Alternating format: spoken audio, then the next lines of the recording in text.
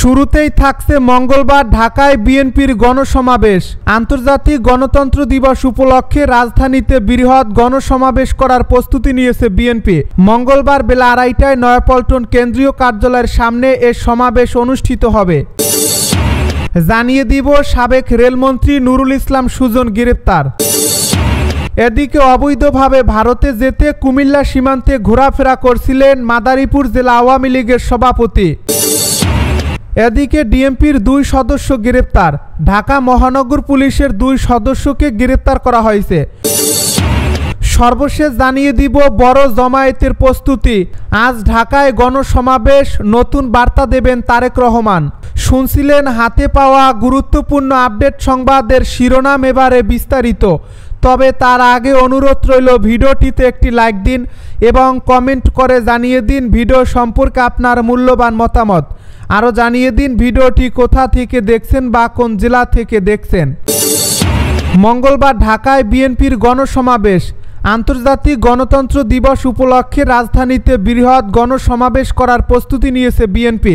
মঙ্গলবার বেলা 2:30টায় নয়াপল্টন কেন্দ্রীয় কার্যালয়ের সামনে এই সমাবেশ অনুষ্ঠিত হবে।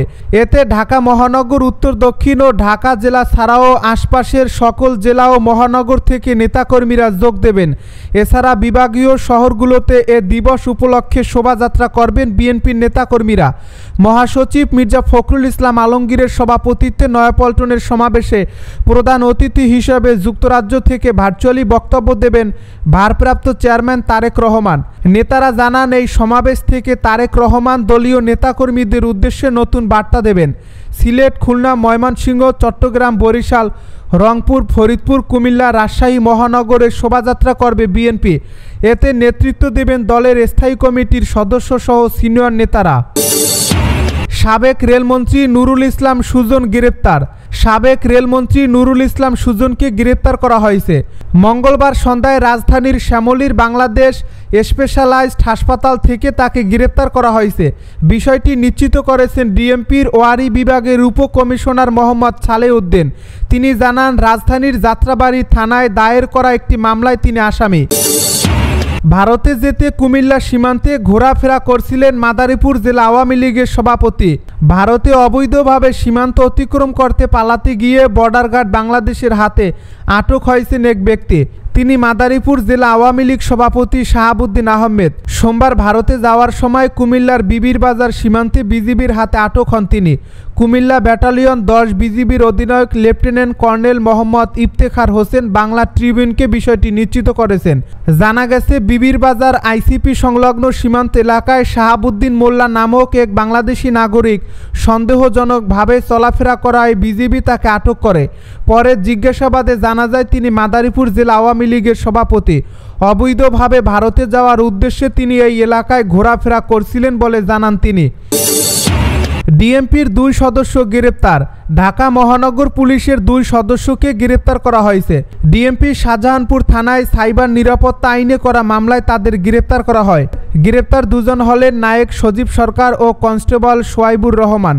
ডিএমপির পাঠানো সংবাদ বিজ্ঞপ্তিতে বলা হয়েছে, গ্রেপ্তারদের বিরুদ্ধে সামাজিক যোগাযোগ মাধ্যমের অপব্যবহার করে পারস্পরিক যোগ সাজসে বিভিন্ন শ্রেণী ও সম্প্রদায়ের মধ্যে শত্রুতা ও ঘৃণা এবং সাম্প্রদায়িক সম্প্রীতি বিনষ্ট সহ জনসাধারণের প্রতি সেবাদান বাধাগ্রস্ত করতে উস্কানিমূলক মন্তব্য ও বিদ্বেষ ছড়ানোর মাধ্যমে বাংলাদেশ পুলিশের ভাবমূর্তি ক্ষুণ্ণ করার অভিযোগ রয়েছে।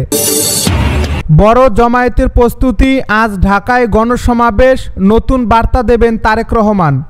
রাজধানী ঢাকায় স্মরণকালের সবচেয়ে বড় গণসমাবেশ করার প্রস্তুতি নিয়েছে বিএনপি। আজ মঙ্গলবার বেলা 2:30টায় নয়াপল্টন কেন্দ্রীয় কার্যালয়ের সামনে এ সমাবেশ হবে। এতে ঢাকা মহানগর, উত্তর, দক্ষিণ ও ঢাকা জেলা ছাড়াও আশপাশের সকল জেলা ও মহানগর থেকে নেতাকর্মীরা যোগ দেবেন। দলটির মহাসচিব মির্জা ফখরুল ইসলাম আলমগীরের সভাপতিত্বে সমাবেশে প্রধান অতিথি হিসেবে যুক্তরাজ্য থেকে ভার্চুয়ালি বক্তব্য দেবেন করবেন ভারপ্রাপ্ত চেয়ারম্যান তারেক রহমান। নেতারা জানান, এই সমাবেশ থেকে তারেক রহমান দলীয় নেতাকর্মীদের উদ্দেশ্যে নতুন বার্তা দেবেন। এদিন সিলেট, খুলনা, ময়মনসিংহ, চট্টগ্রাম, বরিশাল, রংপুর, ফরিদপুর, কুমিল্লা, রাজশাহী মহানগরে শোভাযাত্রা করবে বিএনপি। এতে নেতৃত্ব দেবেন দলের স্থায়ী কমিটির সদস্য সহ সিনিয়র নেতারা। আন্তর্জাতিক গণতন্ত্র দিবসে রাজধানী ঢাকায় গণসমাবেশ এবং ঢাকার বাইরে অন্য মহানগরগুলোতে 15 সেপ্টেম্বর শোভাযাত্রা করবে বিএনপি। কিন্তু বৈরী আবহাওয়ার কারণে কর্মসূচি পিছিয়ে আগামীকাল মঙ্গলবার করার ঘোষণা দেয় দলটি। দলীয় সূত্রে জানা গেছে, সমাবেশে তারেক রহমান অন্তর্বর্তীকালীন সরকারের কর্মকাণ্ড, জাতীয় নির্বাচন, রাষ্ট্র সংস্কারে দলের দেওয়া 31 দফা, দেশকে স্থিতিশীল রাখতে দলের ভূমিকা ও ভবিষ্যৎ করণীয়, রাজপথের সব রাজনৈতিক দলগুলোকে ঐক্যবদ্ধ থাকা, আন্দোলন সহ নানা বার্তা দেবেন। জানতে চাইলে দলটির সিনিয়র যুগ্ম মহাসচিব রুহুল কবির রিজভী যুগান্তরকে বলেন, গত 17 বছর আমরা কখনো ছিলাম ছোট কারাগারে অথবা বাংলাদেশ নামক ফেসিবাদের বৃহৎ কারাগারে। ছাত্র জনতার গণ অভ্যুত্থানে ফেসিবাদের পতনের মধ্য দিয়ে সেই অবস্থার পরিবর্তন ঘটছে। আমরা মুক্ত পরিবেশে আন্তর্জাতিক গণতন্ত্র দিবস উপলক্ষে মঙ্গলবার শান্তিপূর্ণ উপায়ে ঢাকায় গণসমাবেশের প্রস্তুতি নিয়েছি। এবার নেতাকর্মীরা স্বতঃস্ফূর্তভাবে এই সমাবেশ সফল করতে কাজ করেছেন। জানতে চাইলে তিনি আরও বলেন, এই সমাবেশের মূল আকর্ষণ দেশনায়ক তারেক রহমান। তিনি কি বক্তব্য দেন তা শোনার আগ্রহ নিয়ে গণতন্ত্রকামী মানুষ নয়াপল্টনে জমায়েত হবে। দলীয় সূত্রে জানা যায়, এই সমাবেশে ঢাকা, টাঙ্গাইল, মানিকগঞ্জ, মুন্সিগঞ্জ ও নরসিংদী জেলা এবং নারায়ণগঞ্জ ও গাজীপুর জেলা ও মহানগরের নেতাকর্মী ও সমর্থকের অংশ নেবে। অতীতের মতো বাধা না থাকায় ভয়ে ডরহীনভাবে বাস, ট্রেনে অনেকটা রিল্যাক্স মুডে যেভাবে পারেন এই সমাবেশে যোগ দেওয়ার জন্য নেতাকর্মীরা প্রস্তুতি নিয়েছেন। রূপপুর বিদ্যুৎ প্রকল্পের মেয়াদ বৃদ্ধি, রাশিয়ার কঠিন শর্ত মানতে পারছে না বাংলাদেশ। রূপপুর পারমাণবিক বিদ্যুৎ প্রকল্পের মেয়াদ বাড়াতে চায় রাশিয়া, তবে এক্ষেত্রে দেওয়া হয়েছে কঠিন শর্ত, যা পূরণ করতে পারছে না বাংলাদেশ। এদিকে বর্তমান অর্থনৈতিক টানাপোড়েনের কারণে চীনের কাছে ঋণ পরিশোধের সময় বৃদ্ধি ও সুদের হার কমানোর আবেদন করেছে ইআরডি। সম্প্রতি রাশিয়া বৃহত্তর এ প্রকল্পের সময় বাড়ানোর জন্য আগ্রহের কথা জানিয়ে চিঠি দেয়। অর্থ মন্ত্রণালয় এবং অর্থনৈতিক সম্পর্ক বিভাগ সূত্রে এসব তথ্য পাওয়া গেছে। এ প্রসঙ্গে দায়িত্বশীল কোনো কর্মকর্তারাই কথা বলতে চাননি।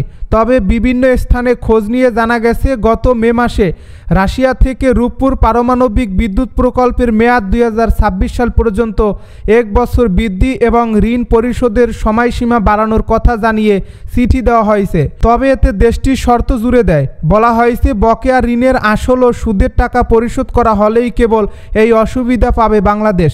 কিন্তু গত 2 বছর ধরে রাশিয়া ইউক্রেন যুদ্ধের কারণে আমেরিকার নিষেধাজ্ঞায় ডলারে রাশিয়ার পাওনা অর্থ পরিশোধ বন্ধ হয়েছে।